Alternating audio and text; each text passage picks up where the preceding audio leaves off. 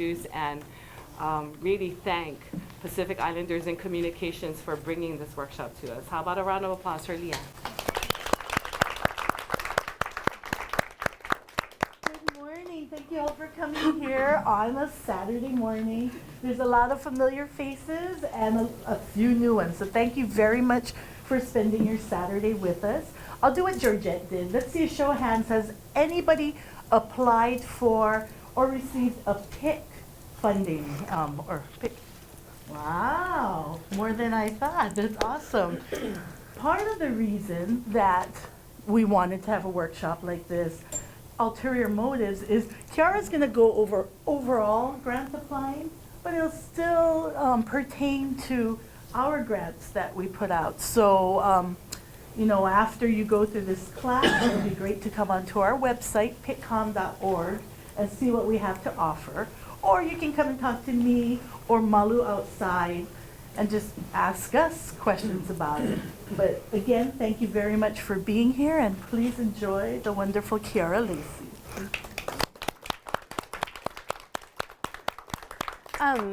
Aloha pumihanaka ako. Really, I love all of you because you're my favorite kind of nerd. It's 9 a.m., 9:30 a.m. on a Saturday morning, and you're here to talk about grant writing, which is not the sexiest thing when you tell somebody, oh, what do you do? I'm like, I can write grants. But it is sexy. And why is it sexy? Because it's the way you're going to get your work made, right?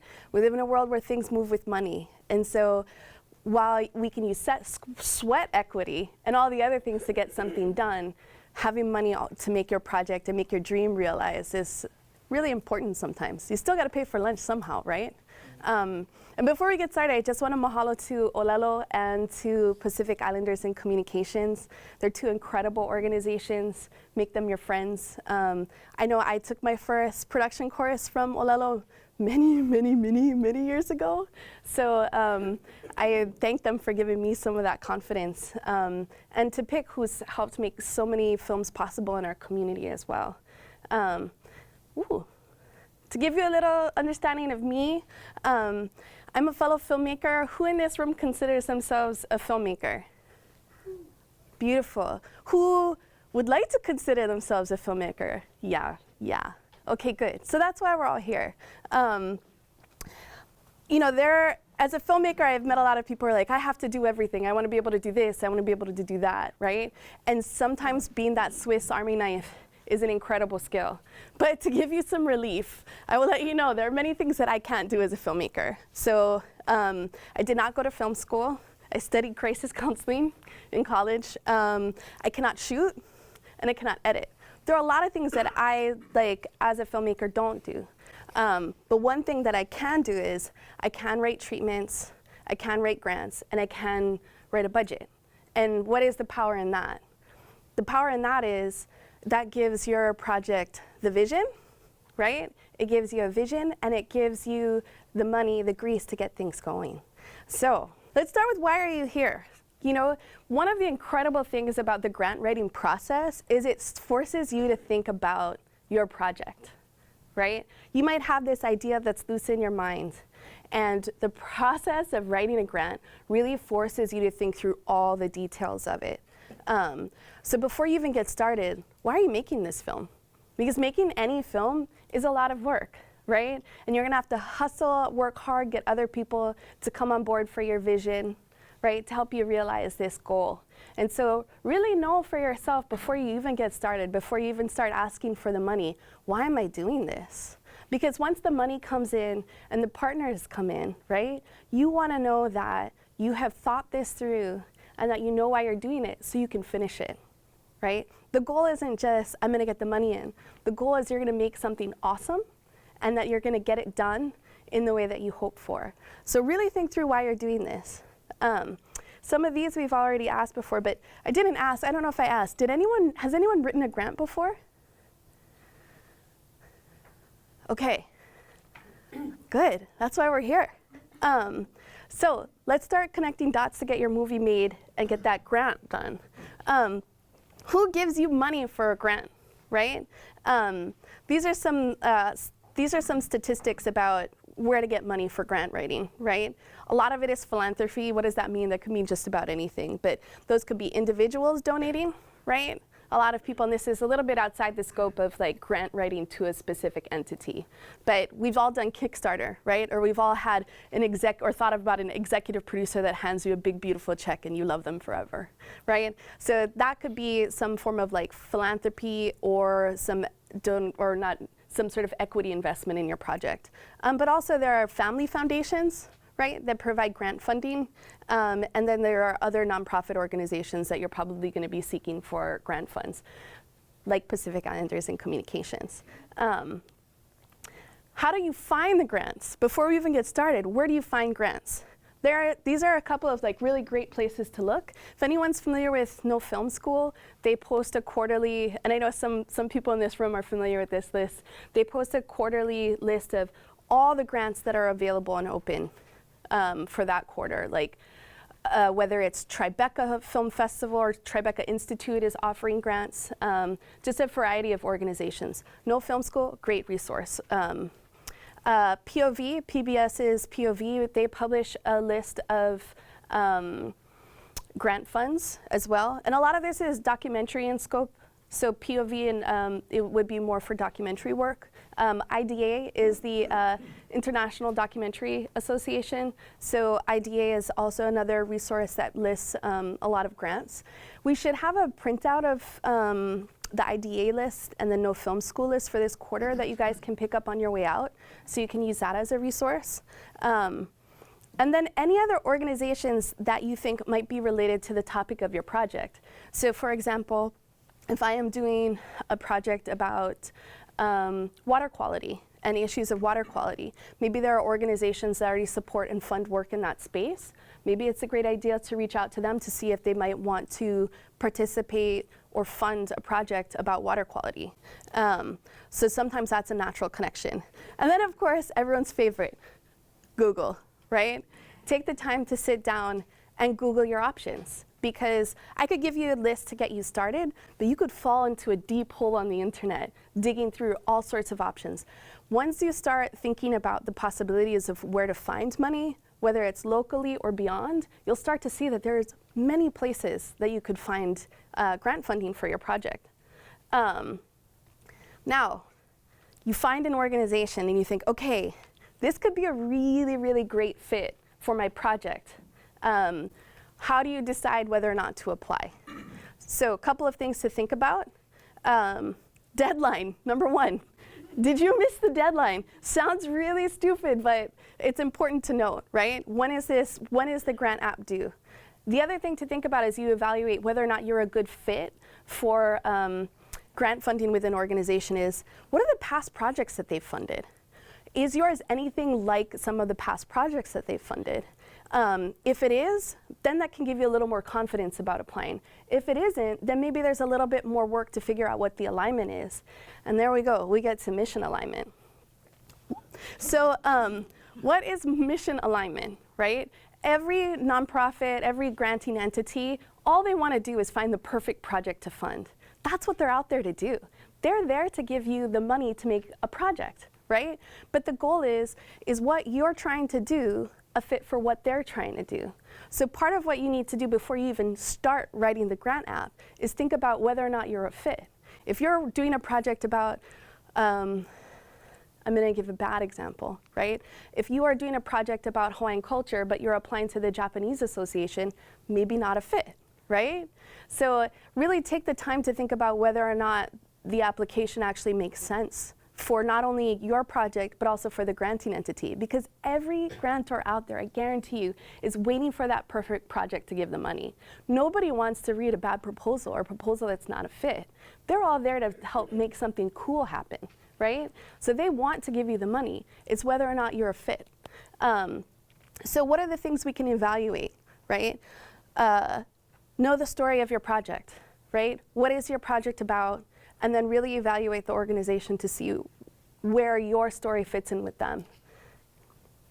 And then, this is boring. It's so boring. Create a spreadsheet, right? You say you want to rate grants, and you do all this time researching and thinking about all the grants that you want to apply to. If it all just goes off into the ethers, it's not going to happen. Find a way to keep and manage and track all the places that are awesome that could give you the money. So what do? You set up a spreadsheet to track the grants. What are the deadlines? When do they announce the awards? What is the amount of the grant that they're offering, right? What is the website, contact info, all of those things. I could show you the neurotic spreadsheets that I've created in my lifetime. I'm going to spare you from that. I want you to feel like, okay, as you understand and create your own process, what are the things that you think are important to you as you do this? And I will guarantee you everything gets refined, right? So you create your first spreadsheet, you can make changes as you go. The other important note about creating a spreadsheet for all of the grants that you will be applying to is that a lot of the grants will ask you, where else are you planning to apply to? Where else are you looking for funding? Because a lot of organizations will think that they can't fund your entire project by themselves, right? So if they can't fund it, they want to know that you have a plan to find the money elsewhere. So, awesome. Once you create this spreadsheet, when you have to, and we will get to this section of the grant application later, but when you get to that section, easy, you're ready to go because you already have a spreadsheet in place to kind of track all the work that you have to do. And so yes, Kiara, do I have to apply to more than one grant? Yes, I highly recommend it. When you applied to college, did you only apply to one college? Okay, maybe. But a lot of people apply to many colleges, right? And I kind of like use that as an analogy. Like give yourself options. You probably, even better, did you only apply to one job? If you did, really lucky, good for you. But a lot of us end up having to apply to many jobs to get the job that we want. And just think about it that way. You know, you might get rejected from some of it, but really all you need is 1 or 2 yeses, right? So get yourself in that right mindset. The next thing, and a lot of what we're going to be talking today is about just creating a process for you. Because the idea of like writing a grant can be huge. It's like too much to even think about. So I'm just going to break things down to create a process for you so you understand how to keep track of all of it. Otherwise, it could be just a big mess. And I know for me, once I have a process, filling in the blanks becomes a lot easier. So the second thing after you've created your grant tracking spreadsheet is just create a folder. A place where you're going to store every grant. Oh, we're not on my computer, so I can't show you the neuroses of this.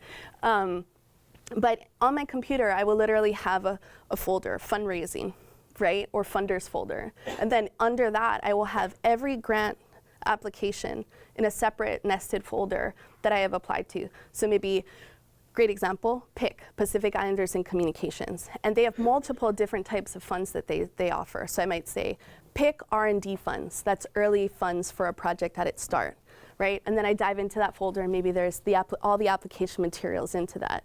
So, you know, you're gonna wanna have a start to a system because as you apply to more than one grant, right? You're gonna wanna be able to have access to the previous grants that you've written because a lot of the content that you'll have used from the past or that you'll have created from your previous grant is something you can reuse for the next one, right?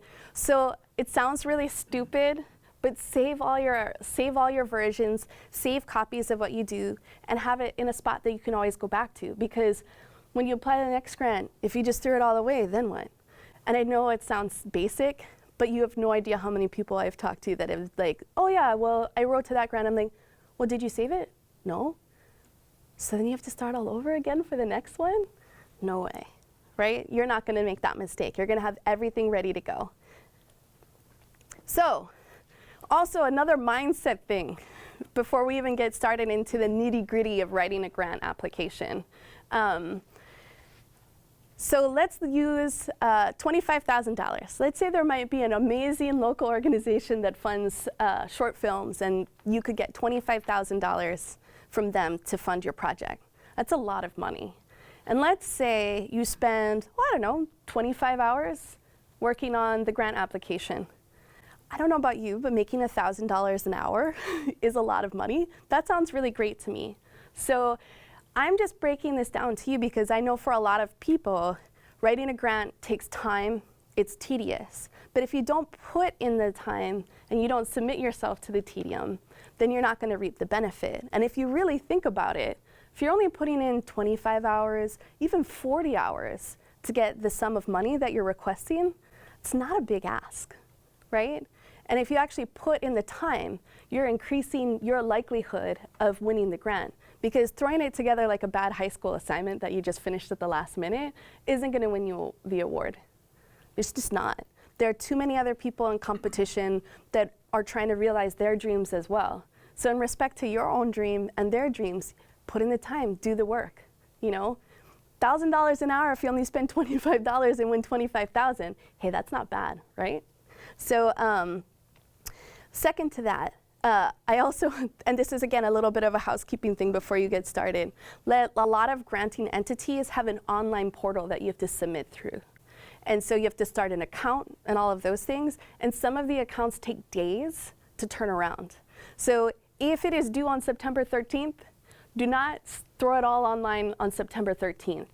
As soon as you start working on the application, form the account right away so that if there are any problems with the account, any problems with the portal, no problem. You've had plenty of time for that to happen, because I have seen a lot of people at the 9th hour say, I want to submit to this grant, and unfortunately, you know, some of these entities, they have their own process. You're not the only one applying. And you know, as somebody asking for money, you don't want to be a pain at the last minute being like, hey, can you make an exception for me? Can you turn around my approval on my login and password right away? It's not what you want to do. You want to put your best foot forward and really make them feel confident about giving you the money for your project.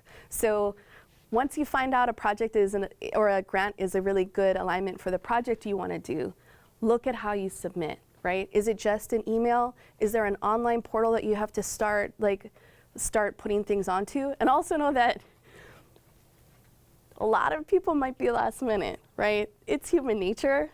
That's okay. But also recognize that all these people swarming on an online portal at the same time means that sometimes it'll cause these websites to crash, right? So if everything's due at 5 p.m. Pacific, right, and everyone's submitting at 4:30 and the site crashes, whose fault is that going to be? You don't want to be stressing out, having worked all these hours prepping your application, and then the portal crashes. And then you have to submit an email begging somebody to like consider letting you apply and giving you some extra time to upload your materials. Don't let yourself get in that trap. Save yourself the pain. And also, let's talk about rejection, right, before we even get started. Know that some grants are more competitive than others, right? And that's totally fine. Understand what that level of competition is, and know that you should still apply, because you never know. And also, if you get rejected from a grant, that current no is not a no later. So what do I mean by that? Every organization is different. Some organizations want to see that you stick with the project and they want to see it develop a little further. So a no today might not be a no in another year. And as you get to learn, understand, and track these organizations, you'll understand that, oh, they wait for projects to get to the right stage to fund. So again, you know, a no now might be a yes later. A no now might mean, can I get some feedback? You know, could you get some feedback to improve the content of your grant? Why was it a no, right? And once you begin to understand those things, you can start to refine your materials, right? Because every step of the way, every grant, every version of this grant for your project that you submit makes your content just a little bit better, right? Because when you come back to it for the next grant, you're always going to be tweaking a little bit more. Okay, so finally, let's look at an application. Again, using the analogy of applying to college, yeah. I'm a little too old, so I missed this like really miraculous thing called, I think it's like the Common Core application to college. So I did not experience that, but they do have it now. And so what is that? You fill out this one grant application, it's a one-size-fits-all, and it'll fit for a variety of organizations, right? Thank goodness, because I have heard a lot of fellow filmmakers complaining, man, every time I write a grant, I have to start all over again because this grant asks for 300 words, and this grant asks for 500 words, and this one asks for 100 words, and you're always cutting and pasting and retooling things to fit in the box of what the organization requests. Thank goodness there is now a Common Core application for a lot of organizations. So I'm going to use that as the basis to start our conversation because that just makes it simpler. But know that even though we are going through the Common Core application, not every entity subscribes to that, right? So, you know, you might be asked different things from different organizations. So just prepare yourself. But we'll start with the basics. So this is the Documentary Common Core Application Proposal Checklist. It's a lot of words. We're going to break this down, so don't worry about all of those words on the page. This is about 3 pages of things that you're going to have to assemble. Again, I use this as our example because it's a really good basic place for us to get started, and hopefully for those of you who are working in the documentary space, this is something relevant for you. But it's also something that like other organizations like Sundance are using as well. So the Common Core application is also relevant for narrative projects. The Sundance Institute and a variety of organizations helped to develop it over the last couple of years. So if you're applying to Sundance, you know, this is, I believe this is the same application that they might ask of you as well. So before you get started, you're telling 2 stories with your filmmaking grant application, right? So one, there is the story of your film, right?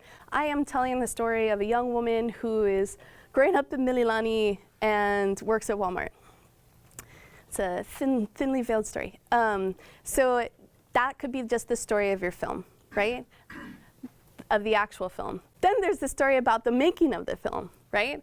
That's the whole package. Why are you that authentic storyteller, right? Why are you the team to make this film? So there's a difference, right? There's why the actual film is cool, and there's why the people making the film is, and the person making the film is important. So there are 2 stories that you're telling as you create these grants, and really keep that in mind. And just some like really boring basics, like as you start to tell these stories, think about like how you're reaching people, right? Are you reaching them on an emotional level? Are you reaching them on an intellectual level? Like, what are the things that you're doing to get people excited about the story you're telling? So the details of a project description. So that's the first, right now we're diving into that very first section of the Common Core app, the project description. So the first thing they ask for is a logline. I've got a couple versions up here. Who here has written a logline before? Oh, like everybody? Awesome, awesome. Everyone has their own formula for writing a logline. So with today, I've been really hesitant to give a lot of examples because I don't want you to see like these examples and say, oh, that's how it has to be done, because that's not the truth. You as an artist have your own writing style, your own storytelling style. So know that if you don't do it this way, totally fine. You probably do it better, right? So always stay true to who you are as an artist and hold on to that, because that's going to make you shine, right? If the application feels like it's coming from you, and this is something we're going to get to a little bit more, then that's always the strongest way to go, particularly for artist grants and filmmaking grants. Very different from the world of RFPs and state and federal grants. So if you have a friend who might be writing grants for, you know, $1 million Department of Transportation grants, right?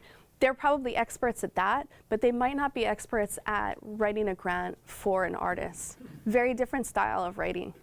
So yeah, when it comes to your logline, again, you want it to be pithy, so make sure it's short. Make sure you're using really active language.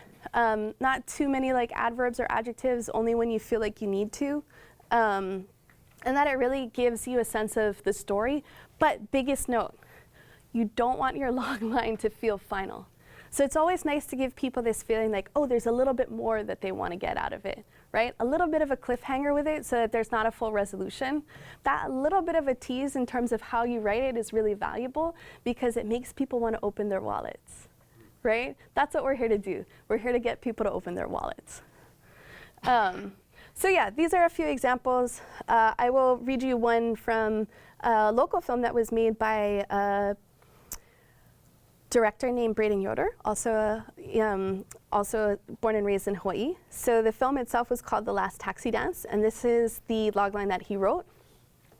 In a ballroom called Paradise, in the aftermath of World War II, a proud Hawaiian singer dances with a returned American soldier and debates the dignity of the American dream.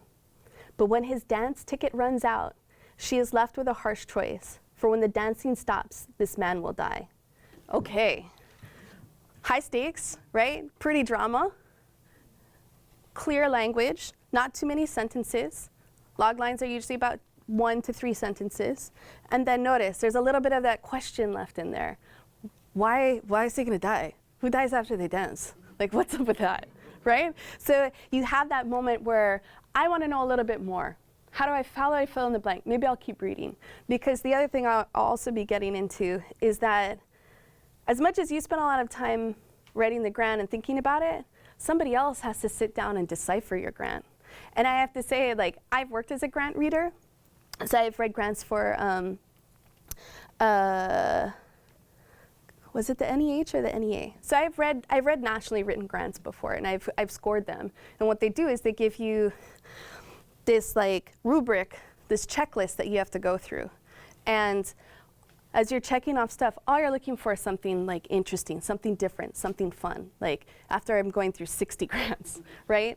And that's what you're really thinking about. You know, it's not only about the stuff that you've thrown on paper to check the box and send it off. It's also like, if you actually want to win the grant, think about that other poor human being on the other end who's like dying to see something cool, because they've read 100 other applications, and they just want to see something that feels honest and real or different, exciting, that there's something there that they haven't seen yet, right? So this is a lot of what we're talking about. Like, how do you make that log line so it feels true to your work? Does everything have to deal with life and death? No. Maybe your piece is a comedy, and it's a small story, and it's intimate.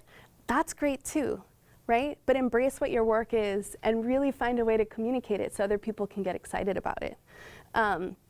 And again, a lot of what I'm going to be talking today is about process, how to develop a way to like understand how to work on these grants and create them.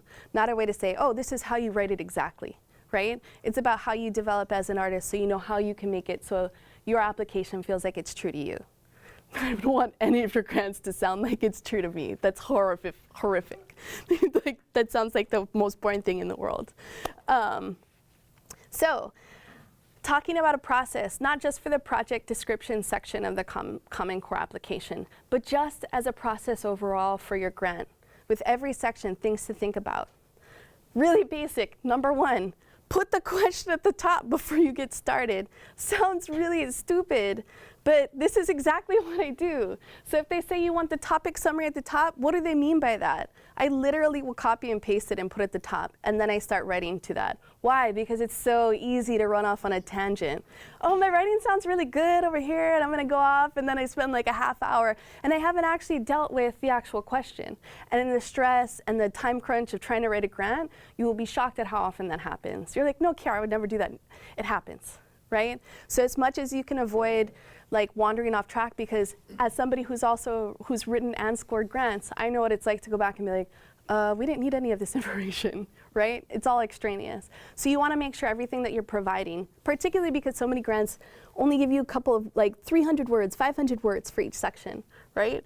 1 to 2 pages right here, right? You only have that much time or that much space to communicate information. So you want to make sure you're using it as efficiently as possible. So know what you're writing about. I'll often create bullet points or like an outline to make sure I'm hitting topics when I'm actually writing. Read your words out loud. It sounds super stupid to suggest that, but it's really vital, because you might be writing things on the page and getting it done, and it looks really great when you read it, but then with your eyes. But then when you read it out loud, you realize, ooh, I've been using this word 1 too many times. Right? Or, oh, I've been using an introductory adverbial clause for the last 6 sentences, so it all kind of feels the same. Make sure you read it out loud so that you have variety to your writing. And then it actually feels like exciting, right? If you feel like you are writing a report for science class, and this is an artistic grant, right? And you're not feeling it, when you read it out loud, it's not going to feel it. And when the person months later goes to score the grant, they're not going to feel it either, right? So knowing like that your words are doing what they're supposed to is really important. Read your stuff out loud. After you've read your stuff out loud and you've finessed it, make your friend read it out loud, right? Make your friends read it if you can. If you have a friend who's just really good at grammar, have your friend who's really good at grammar help give you notes. You don't have to take all the notes because sometimes grammar notes might take away from your style of writing as an artist. So, you know, make sure you're always curating for your voice as an artist first, right? That should always supersede perfect grammar. But at the same time, helpful to have somebody make sure you've got the right punctuations in there, right? Also, if stuff doesn't make sense, you know, really basic stuff, have somebody else read it to make sure everything's making sense. No ego, no big deal, right? This is not about whether or not you're going to make a great film. This is about whether or not you can communicate that you're making a great film. The other thing I always like to mention too, though, is if you are going to others for feedback on your work, make sure they understand what the goal is. You've just taken all this time to research an organization and make sure that your project is in alignment with what the goals of this organization are, right? That there is a fit. Your friend who's reading this application might not understand why you're skewing everything in a certain direction, right? And part of the reason you might be skewing things in a certain direction is so that you seem more attractive to a granting entity. So really basic example, right? I'm not going to apply to Pacific Islanders in communications with a project that has nothing to do with Pacific Islanders, right? That's a misalignment. So so there are certain things that, you know, as you go through PIC's mission statement, you know they're going to be looking for, right? Keywords that they use, you know, key things that are important to that organization. Put that in your application. You know, use those words and make sure it's clear that as somebody reads through that you're that fit. And so if your friend goes out and they're like, well, why are you always talking about, you know, being Maori in this application? Like, it doesn't seem like totally germane. And you're like, oh no, it's important because that's something that the granting entity is going to look at. You know, and as you refine your applications for different granting entities, you're going to make adjustments. Maybe the words that you use or emphasize aren't going to be the same fit for the Tribeca Film Festival. Maybe it is. You know, maybe Tribeca Institute's going to look for the same thing, but maybe not. So it's really important just to think about, you know, what that organization is, and then as you get notes, people understand what you're writing to and for. So when they give you feedback, they understand, hey, am I making sense about this, and am I communicating the things that I need to? And I touched on this a little bit, but I'm going to mention it again because I've seen this happen to a few people. You are artists, you are filmmakers, you are storytellers. You know, this is not the same as writing a federal or state grant. So don't feel like you have to use big fancy words. Don't feel like you have to use like the kind of language that would get you a federal or state RFP. You know, that's great for that style of writing, the needs of that, but know that typically when you're writing an artist grant, you want to give more of a sense of person, you know, and feel a little bit more personal. Don't be afraid to use bullet points or keywords in your writing, and I can show that to you guys a little bit later. Why do that? If you have limited space in a section, that can save you time. So if you can just list out things in a very clear and cohesive manner, don't be ashamed to do it. You know, we are looking to do the following things and then provide a bullet list of that. Is that okay to do? Absolutely. Does that help out a grant reader? Oh, for sure. Because as I go through and I score your grant, I can be like, oh yeah, they gave me all the details to check off the list right here. Super easy, check, check, check, right? And so again, thinking on the back end, there is somebody reading 100 applications in a very short amount of time. Right? And they're going to want to do justice to every application and be fair. But in recognition that you also want to make their job easy, don't be afraid to use bullet points or keywords. A lot of applications will not let you go over the length or space requirement. So they're going to enforce that on their own. But just as a reminder, like if they're asking for 1 to 2 pages, don't turn in 10. You know, you're not going to win points for being long. I say that, I'm sure there's always an exception. I'm sure somebody will have won a grant putting in 10 pages when they only asked for one because what they wrote was phenomenal, right? But I will say, as a whole, as we get started in the grant writing process and become good at it, when you're starting out, stick to the length. And again, a lot of the portals, even if you wanted to add an extra word, oh, no, no, no, no, no. You're not going to be able to do it. They're just not going to give you the space. And then you're going to go crazy over the differences between word count and character count. So, you know, again, this goes back to why you should look at the portal. Because some of the grant applications, and this happens, they're not always as clear about if it's word count or character count. And so you might be writing 500 words. They were thinking 500 characters. You're rushing to submit it. You put it in the blank, and it does not fit, right? So really good to make sure you're always thinking about what is the end of this? Where does it go? And is what you're writing fit into there? And then the last thing, don't be repetitive. Put the point out once, and then move on. And that's part of the benefit of reading things out loud. It'll prevent you from doing that, and part of the benefit of having feedback from others. It'll prevent you from droning on too long, right? Or being repetitive, because again, somebody is reading 100 applications, I'm just gonna blaze over it. Like, and you'll have wasted really precious space. Because when you only have 2 paragraphs to communicate an idea, you wanna get in everything you can there. I got so into process, I skipped the whole point of the project description. So let's go back into it. The goal of the project description is really to give an overview of characters, plot, story, character arcs. That's a lot of things in there, right? So with that, it's like, how do you give somebody a snapshot of what your whole film is supposed to be in the limited space that they're providing? So if we're looking at the requirements of that section, right? And again, this is something I'll show you as we look in the next, at an example. In the project description, this is like a massive section. So if you're looking at this or at the paper in front of you, the project description, now that we've gone through a process to sort of do it, let's look at the details of it. So the first section of it, you'd work on your logline, which is what we talked about. Then part B is your synopsis, right? And that, I think we've all written summaries or synopsis to get people to understand what a work might be. So I'm not gonna dive too deep into that, but that is 1 to 2 pages, right? So it's a lot of content to get across. I would say that you're gonna wanna spend a good amount of time on that. I think as somebody writing a film grant, the most important thing is your story, right? So invest as much time into this section of your grant as you can so that you're really clearly communicating what the overall story is and what the feel is. So if your film is a heist film, your language as you're writing that synopsis should feel like a heist. It should be fast, it should be quick, it should have that tone, that mood. If you are writing a drama, same there. So, you know, always try to have your writing fit the mood and the tone of your piece, and really take the time to communicate what the full story is. How do you do that, right? Beginning, middle, and ends. With the story summary or synopsis, this is different from the logline where you're gonna wanna just give them just enough to get excited. With this, you're gonna wanna give people an understanding that you've thought through the full story, right? That you have an idea of what the beginning, the middle, the end is, who all the characters are.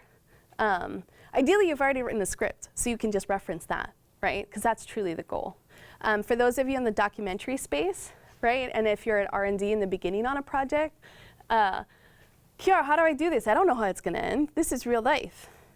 Ah, true. But you might have some projections, some assumptions, some ideas about where the film or the story is going, and you can sort of like allude to it.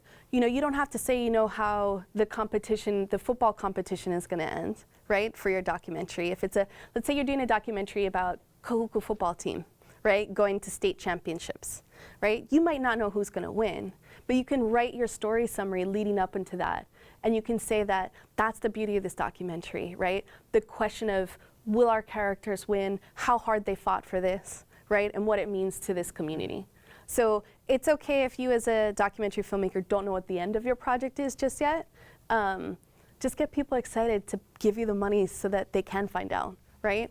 And as you are at different stages, and this again is for documentary, as you apply for grant funds at different stages in your project, how you communicate the story is going to advance too, right? Because we're working with real life. Unless, of course, you're working on a archival piece, in which case you already are familiar or aware of what the end might be, right? If you're doing true crime, we unfortunately know where it ends, right? Topic summary. This is something I see a lot in, and again, I'm just advancing to the next section.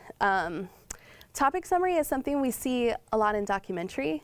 So let's say you are doing a film about Native Hawaiians in the prison system, right? The topic summary section is going to explain why should anyone care about this? Why is this important, right? Why are you the best person to do this? You know, provide details. Social relevance, social impact, all of those things. Maybe it's because there are a lot of Hawaiians who are in prison, right? And that is an issue that's been longstanding in the community for a really long time, and that needs to be addressed. And for this section, for a topic summary specifically, I would say use statistics, use details, use facts. That only provides more credibility to the importance of what you're trying to do. That's, you know, for documentary, but it's not, it could also be hyper relevant for narrative as well. Let's say you're doing an Erin Brockovich, I don't know, bad example. But like if you're writing the topic summary for Erin Brockovich, right? Like that's a film about a variety of things that you could hit on that have, you know, important relevance that you could hit on. So always important to include that information. The other thing in the topic summary that's really important, I'm going to highlight this to you, and you will keep this in the back of your mind with every grant that you write. Why this project is timely or urgent. Why this project is timely and urgent. Why is that important? Because if I'm looking at 100, 1,000, even 8,000 grant applications, why should I, when I get back down to the pool of like a handful of incredible grants, pick your film over another? And oftentimes, the choice is because it has to happen now, right? There is something about your story that has an immediacy of it. There is a court case coming up. We need the funds to film the court case because that's going to help determine a critical element of the story. Open your wallet and you can make this happen. Right? We are making this narrative film about an issue in our community. We have the timing and we have access to an actor. This is the window that we can get them. Open your wallet, we'll be able to film this with the cast that we're hoping for, right? One of the things that you can help differentiate is yourself from other incredible grants is making people aware that there is an immediacy to your need. So that's a really important thing to always think about because in a competitive space, that can also often give you an advantage. Artistic approach. You're all artists, right? And we're all different. What I do is what I do. What you do is what you do. So take the time to really think about what is your sensibility as an artist? How would you want to communicate your story? How would it feel? You know, what are the things that are important to you? No two artist statements should ever read or feel the same. Again, this is why I'm hesitant to show you what I would write, right? Because then you're going to want to, because I've done this myself. Oh, so-and-so did this? I'm just going to write what they, like how they did it, right? Awesome, but I'm not them. And that doesn't feel honest or true, right? So take your time, sit down and think about what's right for you and who you are and tell your story and your approach to the story in the way that's you. You know, if you send this section to a friend and they read it and they say, it doesn't sound like you, then you're like, okay, I better go back and rewrite it, right? Also, the artistic approach section is a section where you can be that bleeding artist. Why this creative vision, why this story is so important to tell. You know, again, this is what differentiates this kind of application from like a state or federal grant. They actually want to know why you need to tell this. And this is something that's really important in movie making as a whole right now, right? As storytellers, it's so important right now to know that what is the authenticity for you in the story that you're telling? How do you connect to this story? Why are you the only person that can do it? You know, maybe you've never been to prison. Why should you tell a story about prison, right? What is your access point? Maybe it's not because you've been to prison. Maybe it's because you have a shared cultural connection. Maybe it's because you connect with this idea of like trying to come back after you've had a really rough run, right? And what is that process of trying to be that phoenix coming back from the fire? And that's something that speaks to you. Find out what your access point is for this story, you know, and then really communicate that. That's really important to do. And honestly, this is the gift of grant writing that people don't think about. Because if you understand that, then the grant has just really forced you to think through why you're actually making this film, right? And that's a beautiful thing. If you didn't know that before, the grant's gonna make you figure it out. And then the project stage and timeline, we'll run through that a little bit later. I don't wanna spend too much time on it because really it's just about sitting down and thinking through all the things that have to get checked off. So like, in March, we're gonna do this. In May, we're gonna do this, and really just be clear about the phases of your project. But we'll go through that a little bit later.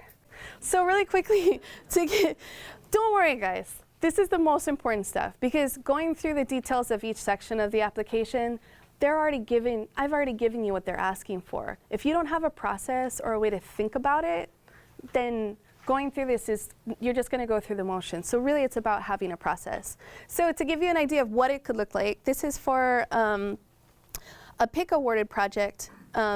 Notice that, again, I talked about bullet points for your grants, also headers. So in that project description, remember, it's like 1A, 1B, 1C, right? There's all these chunks. So know that you can just break it out. Why do you break it out? Oh my gosh, as a reader, it's so much easier to get. Right? So it's super clear. Do you have to break it out like this? No. You could put logline, colon, write the logline. You could do it capitalize, underline. Some portals, you just have to paste it in. But again, you know, think about how it's being presented on the page. So when the person actually goes down to look for that part of the description, it's really easy for them to check off. Yeah, this isn't a little bit. Okay, very quickly, because I know we're running out of time, I'm going to run through a few other things. Kiara, I have no idea how to write an audience and distribution plan. Totally fine. How do you do that? Research. Research and Googling is your biggest tool. So let's say you are writing an animated short film for children, right? And you are writing a grant to PIC for it. So what do? For that grant, I would say research how many kids watch PBS. Research statistics on kids' viewing behavior, right? What kind of content they're looking for, what are gaps in there. So you can start to use all these numbers and facts to really show why there's a need for your project, right? Who are the potential people that could watch it, and what would they get out of it? Don't just say, adults 18 to 45, right? Adults 18 to 60. Let's give some details, because really this niche of audiences, the specificity is gonna help you, right? So really think about who is that person that you'd wanna watch this film. And know that it might not just be one thing. In filmmaking, we break these down into sections. So this might be your core niche, this is your ideal, you know, and it could break out to different sections. So like, maybe you could start with the independent film audience, right? That might be one thing that you want to say, but there are different audiences too. Maybe it's also people who are interested in environmental causes, right? And issues of climate change, right? So could these be two different audiences? Absolutely, but could both audiences or niches be interested in your film? Absolutely. So really think through, what are the topics or subjects in your film, and who are the types of people that might connect with this? And then as you're trying to define the size of it, let's say you're doing a film about scuba diving, right? Oh my God, there could be millions of people around the world that scuba dive, and that there's a Facebook page with 20 million people that follow it. If I put that in a grant application, that's a pretty compelling, compelling way to reach an audience, right? Saying that, oh, we have the audience for scuba diving worldwide is XYZ large. The largest Facebook page in regards to this is this big. I see that, I recognize immediately, oh, there's an audience for this, and places and ways that we can reach them. Awesome. Other things to think about really quickly in distribution, I'm gonna go over this much more quickly than I'd like, but when it comes to distribution, make sure you're being thoughtful about who you're writing the grant to.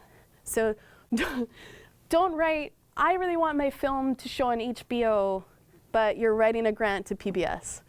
Sounds silly, but I've seen it happen. Make sure that you know where you want your project to go and that you're consistent as you communicate it. You know, don't just, you know, as you refine your grant application for different entities, totally cool, because you're going to want it to fit in line with what they're asking for. The other issue, though, is don't manipulate it so much that you've changed your plan altogether and that it doesn't make sense, or that you might be lying, you know, or unless it's, you know, sometimes plans change midstream anyway, that's fine, but know that also it's a smaller community that reads these grants. So the same person that might have read the grant you submitted to one entity might read for an entity that you applied to 2 years later, right? So they might recognize the application. And that could be a good thing because they could see the advancement in your work, but if there are changes to it, they might also recognize that as well and want to ask questions. Last couple of things. Who are your key creatives? I always say package, package, package. What does that mean? As you're assembling your team for your project and presenting it in your grant application, make sure that you're thinking about who are the people that you have access to that are going to be really great partners for you and you're going to want to work with. And also, if there are any gaps, what does that mean? Let's say everyone on board on your project has never made a film before. That's okay, right? But if somebody is scoring a grant for $25,000, how are you going to give them confidence to invest in you if you've never done this before? Great. This is why I bring up packaging. Find someone who can advise, who can participate on your project in some way, who's willing to lend their experience to you, even if it's just in like a consultant capacity, so that the person who's reading your application can say, oh, well, this person's done work for HBO before. I feel better about this. Right? So, or this person has done projects that cost, you know, XYZ dollars, so they can definitely help this project happen. So, you know, if you are looking at your team's awesome, and you're just not sure, I would say dive into, okay, what can I do to add value in places that might be a gap. Fundraising strategy. This section should be easy, if only because we've already talked about how to create a spreadsheet and the plan for it. So this section is really just about creating a table or your plan about these are all the places I'm going to apply to. This is how much that they offer. But because you've been creating this as you go as part of your process to track the grants that you're writing, should be super easy. Last question, how much do you ask for? If your project budget is $15,000, don't ask for $25,000.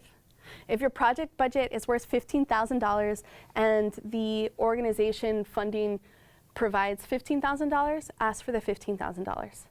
The organization can always make the choice to provide you with less, but if you have the opportunity to get your project fully funded in one place, do it. A lot of organizations, they'll just make the choice.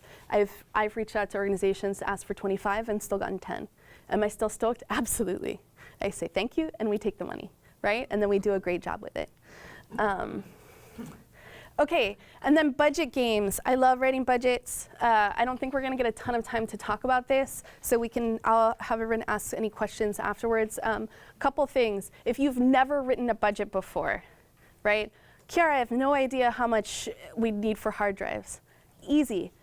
I am the stupidest person in the room every time I do this. As my job as a producer, like when I put my producer hat on, it is not for me to know anything. It is for me to know nothing. I am the dumbest person in the room. So I'll just ask you. So I'll be like, okay, DP and editor, how much hard drive space do you think we need? What are the brands you think that you like that haven't broken down on you? Okay, great. Then I research where the cheapest places to get the drives from. What's got the best warranty policy? Then I actually go and I look at how much the hard drives are going to cost. Then I rate that into my budget. So it's really basic stuff. Go and see how much your actual cost might be. Write it down, and then you play the numbers game. Right? If you want your budget to hit, and I keep using that number 25, if you want your budget to hit 25,000, start with what are your ideal numbers for everything, put it down, right? And then go back and make the adjustments as you need to fit the funds you think you'll be able to raise. Do research. If you have friends who've done a similar project before, say, hey, can you sit down? Can I look at your budget? Can you give me notes on your budget? A budget is the same thing as what you do when you're drafting your application. People can give you feedback on that, right? Totally take it. And if you have somebody who's done it before that can give you notes, great. The other important note on writing a budget is play out scenarios. So let's say, oh, we think it's going to take us 2 days to shoot. Awesome. Where are you going to shoot? How long are you going to shoot for? Make sure you thought through the project. How long are we going to edit for, right? And so once you've sort of played out the whole scenario for your project, then make sure your budget is in line with that. So if you think it's going to take 2 weeks for you to edit, make sure you have enough money to hire somebody, if you choose to do that, to pay for 2 weeks of editing. And if someone's going to do it in gratis, rad, you scored for that free editing. But make sure that you communicate that in your budget as well, that you've thought it through, and even if the number is 0, it's because the time is being donated. So it doesn't just feel like you haven't thought about why that number is 0. I think we're out of time. So who here knows anything about line producing? Okay, we have a few line producers in the room. So what does line producing mean? It just means there are lines in the budget in front of you. So it's like your chart of accounts. If anyone's done bookkeeping or budgeting or QuickBooks or anything like that, I will very quickly explain it to you that line 201, that's a line, right? That's a line in your budget. So a line producer is a person who plays around with all the sections in your budget. Okay, they are your money genius.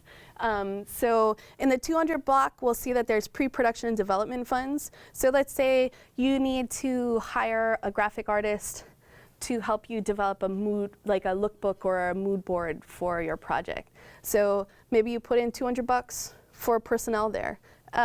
Note that in the unit type, for anyone who's new to this, you might be paying somebody a flat rate, you might be paying them by the week, by the day. Any of that is fine. So as you get these budget templates in from organizations, change it as you need to, right? Maybe you're going to pay somebody by the month even. That's fine. Just put it in, as long as it's clear what the unit is and how you're paying them. This form says spent to date. If you're drafting a beginning budget, you'll have nothing spent to date, right? Unless you've already gotten in funds from another organization and maybe you've spent a little bit. So this is just about helping you keep track of how you're spending. Let's see. I think the rest of the pre-production and development section is pretty self-explanatory. Producing staff, you can see director, producer, associate producer. These are all the people that are, I guess I could say, more above the line, maybe, if you've heard that before, helping you get your project made. Quick note on that. I've seen a lot of projects where the directors get $0. We love you, directors. If you're paying other people hundreds of dollars, at least pay yourself something, because you're putting your heart and soul into the project, even if it's a little bit, because it does help. And it makes a difference. And even for the granting entities too, if you're doing a $25,000 project and you make $0, sometimes the organization might look at it and think, well, how are they going to get the project done if they're not making any money off of it? Like, how are they going to carve out the time, right? So, if you're not supported, the project isn't supported. You as the artist and the creator of the project, even if it's a little bit, know that that's something you can do. And people aren't going to fault you for that, because it can be a weird thing to ask for, but if you're a full-time filmmaker, you got to make the money, right? And even if you're not, you should be paying yourself, because you're going to put in a lot of your own time. I'm not saying pay yourself $25,000 on a $25,000 grant. That's going to get a hell no. But do put something in for yourself, right? Yeah, and I think the rest, it's like, hey, Kiara, how much is my composer going to cost? I don't know. Who do you want to work with?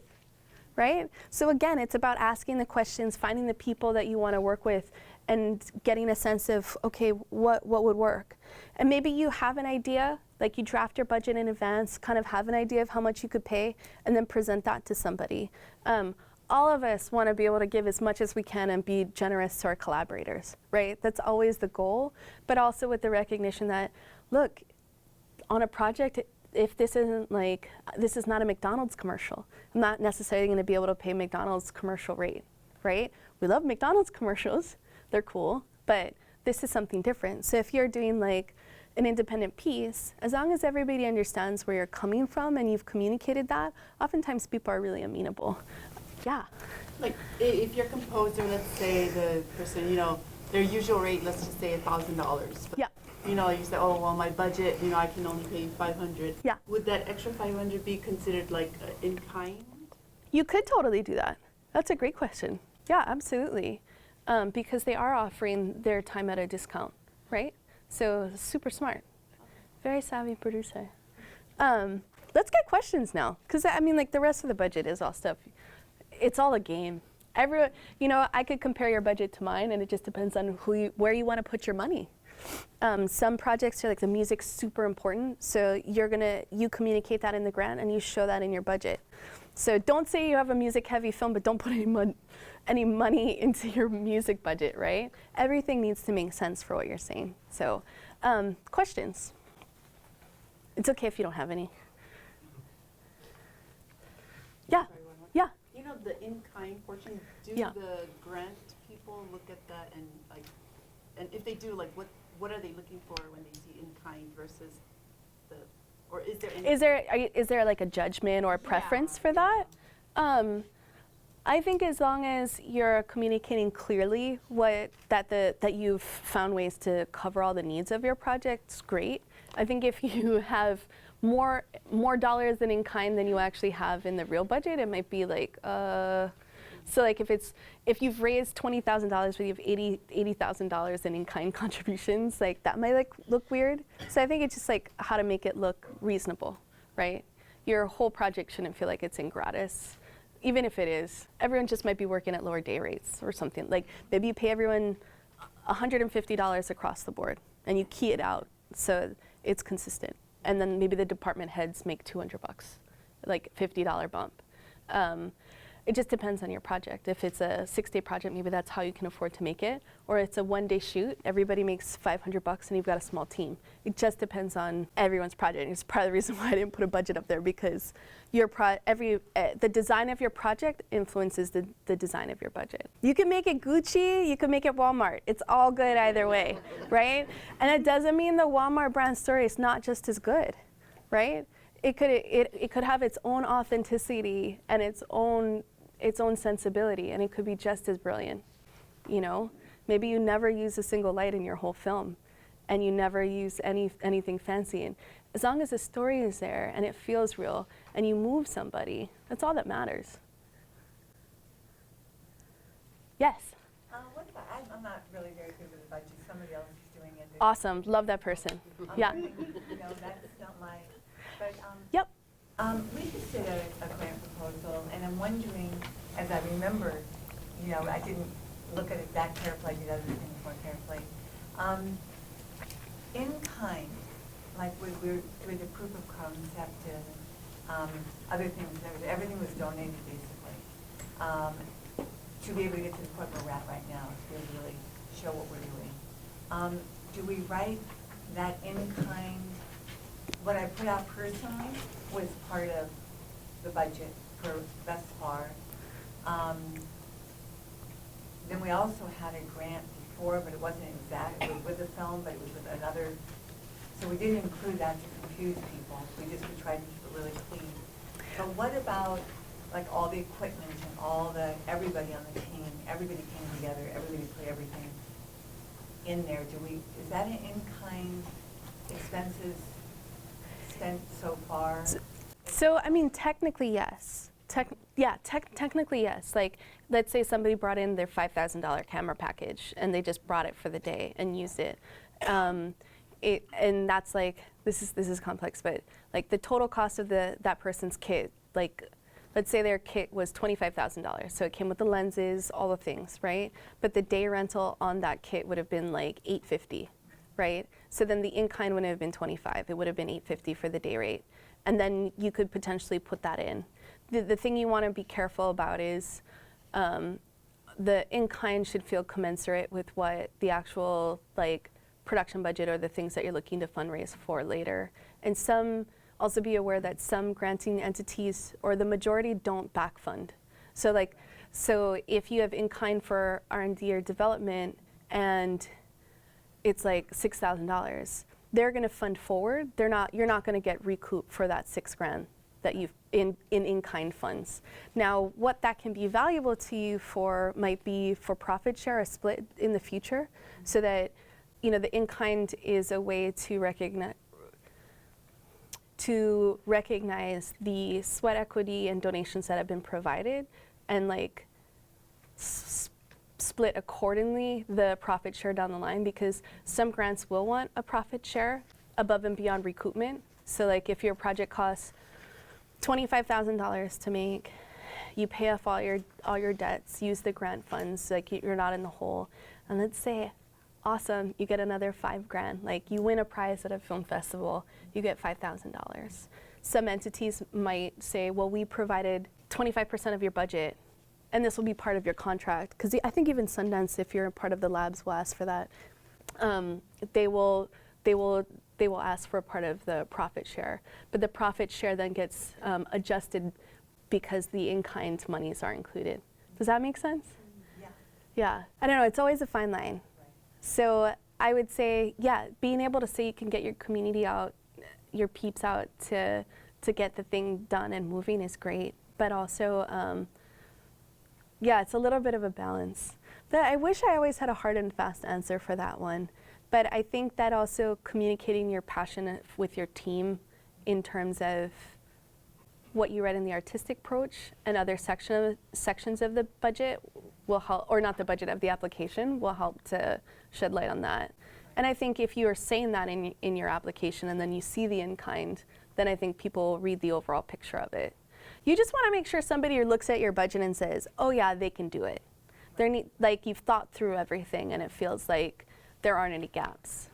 Yeah, it's a game. No, and great that you know that budgeting is not your thing and you found somebody else to work with you. That's a genius. So one of the great parts about being a filmmaker is knowing what you're good at and what you're not.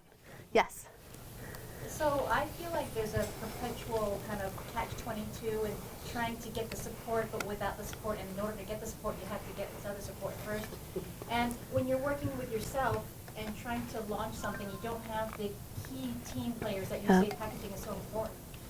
How do you maybe full moon certain things even though you don't have it yet? You don't have a strong producer on board yet. You don't have a strong music person, and you ideally want to. Do you put in things just to present it that you have this ideal package, or do you tell them the truth that you're lacking these very substantial roles that need? So you might not need a composer when you're writing your R&D app, right? So like that's totally fine. I think focus on the things that you do have that are strong. And then it's always like people recognize that when your project gets greenlit or when it's moving, it might not be at a time that's convenient for them. So as you shop around your project and you fundraise, communicate with somebody who might be a good partner, like, hey, this is what I'm looking to do. Are you down? Like, I don't have the funds for it. Can we put you on board? I totally get that. We might not, you might be unavailable at the time when we go, but can we use would you be interested in working on the project as of right now? So it's not 100%, what you're looking for, but it's also not fudging it either, right? You don't want to use somebody's name who's not going to be on the project, right? Which sounds like, you're like, but how do I get somewhere closer? And so you'd still want to approach the person, but also if they're super busy, you say, look, I totally get it. It might not be a fit when we go, but as we're shopping the project, are you okay with that? And some people are great talents and they don't have the skill set, but maybe they've been well educated. Maybe they have other good things about them. So maybe you haven't done 30 films, but maybe you studied at a great conservatory as a musician. Maybe the film is being shot in Waianae and you're a composer from Waianae and you're a musician from there. There are a million ways to demonstrate why that person is the right fit.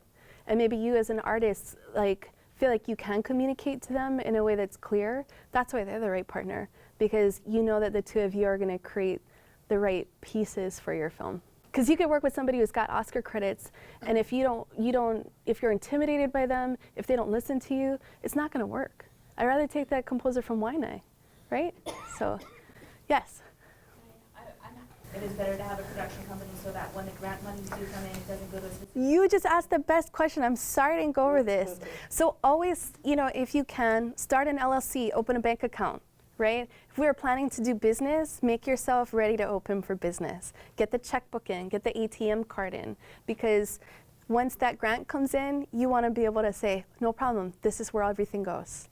And even in the interim, if you are spending money out of pocket, you're putting in your own producer's cash, right? Those could all be write-offs for you.